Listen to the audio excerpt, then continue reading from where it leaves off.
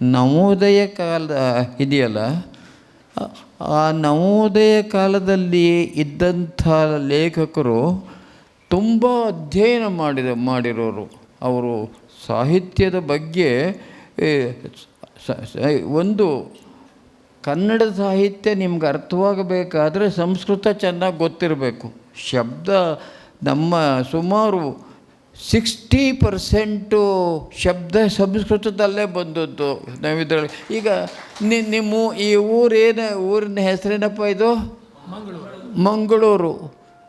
ಇಂಗ್ಲೀಷ್ನೊಳೆಲ್ಲ ಮಂಗಳೂರು ಅಂತ ಹೇಳಿದ್ರೆ ಮಂಗಳ ಊರು, ಇದು ಸಂಸ್ಕೃತದ್ದು. ಇದರೊಳಗೆ ಹೀಗೆ ಮೋರ್ ದೆನ್ ಸಂತೆಶಿವರು ಅಂತ ಇದ್ರಲ್ಲ, ಸಂತೆಯ ಊರು, ಸಂತೆ ಆಗ್ತಿತ್ತು ನಮ್ಮೂರಲ್ಲಿ, ಅದಕ್ಕೆ ಸಂತೆಶಿವರು ಅಂತ ಇರ್ತಾರೆ. ಈ ಥರದೊಳಗೆ ಬಹಳ ಎಲ್ಲ ಇಂಗ್ಲೀಷು ಇದು ಸಂಸ್ಕೃತ ಸೇರಿತ್ತು ನಮಗೆ. ಅದಕ್ಕೆ ಮೋರ್ ದೆನ್ 60% ಇತ್ತು. ಲೇಖಕರಿಗೂ ಕೂಡ ಅಷ್ಟೇ ಇತ್ತು.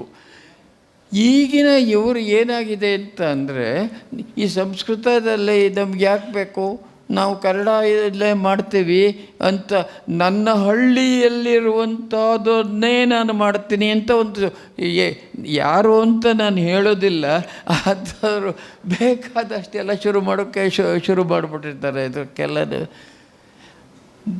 ಬರವಣಿಗೆಯಲ್ಲಿ ಎಲೇದಿ ಶಕ್ತಿ ಬರುತ್ತೆ, ಅವರು ಬರೋಕ್ಕೆ ಸಾಧ್ಯನೇ ಇಲ್ಲ. ಇದನ್ನು ನಾವು ಒಪ್ಕೋಬೇಕು ಅಷ್ಟನ್ನೇ. ಇದನ್ನು ಈ ಸಂಸ್ಕೃತದ ಇದು ಒಪ್ಕೋಬೇಕು ಅಷ್ಟೇ.